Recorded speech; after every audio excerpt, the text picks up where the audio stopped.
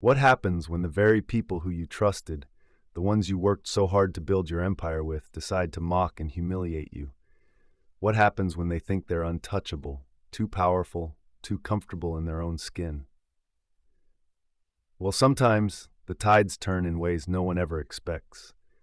This is a story about a man, a CEO, who decided to show his staff just how powerful he could be by pretending to be someone they could never imagine him to be, a janitor. But it wasn't just the switch in roles that made the impact. It was the betrayal, the cruelty, and the price that had to be paid for it all. Let's dive into the story of Gregory Marshall, a man who went from being the head of a thriving company to someone who had to teach his own staff a lesson they would never forget. Gregory Marshall wasn't your typical CEO. He wasn't the kind who strutted around in designer suits with flashy watches, nor did he boast about his wealth or success. He was quiet, humble, and focused. He took pride in his work, believing that success wasn't something you shouted about, it was something you earned. At 45, Gregory had built Marshall Enterprises from the ground up. It had started as a small, family-run business, but under his leadership, it had grown into a multi-million-dollar company. The kind of company that provided jobs, supported families, and played a key role in the community.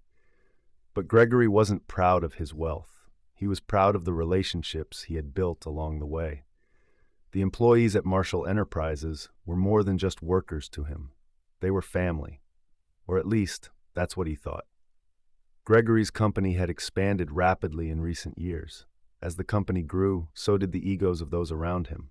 Some of the employees, particularly the ones in upper management, began to change. What had once been a tight-knit group was now filled with backstabbing, gossip, and disrespect.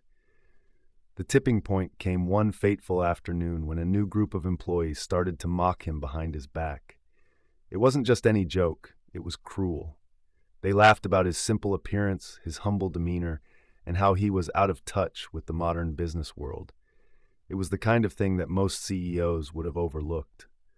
But for Gregory, it hit differently. They didn't know him. They didn't know the sacrifices he'd made, the sleepless nights, the moments of doubt.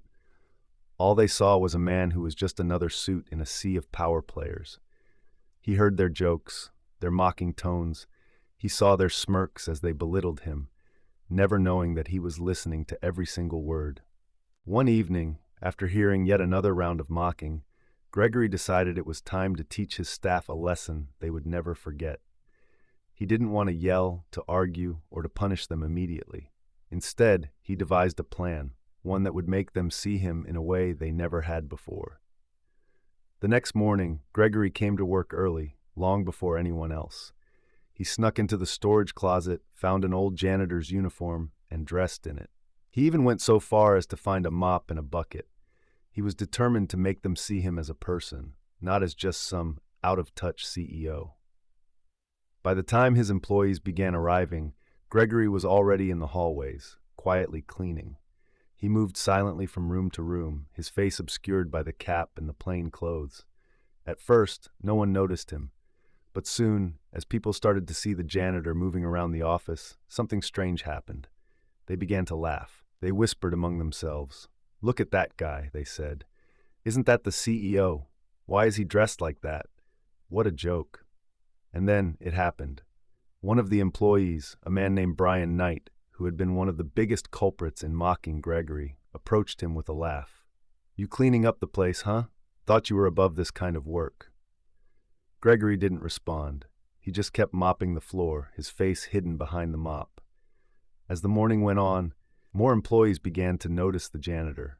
Some whispered about him, while others couldn't help but laugh. But one by one, they all started to come to terms with the idea. That's Gregory Marshall. But what is he doing here? It wasn't until noon that the first real sign of change appeared. Linda Carson, a senior executive at the company, walked by the janitor. She stared at him for a moment, then smiled sarcastically.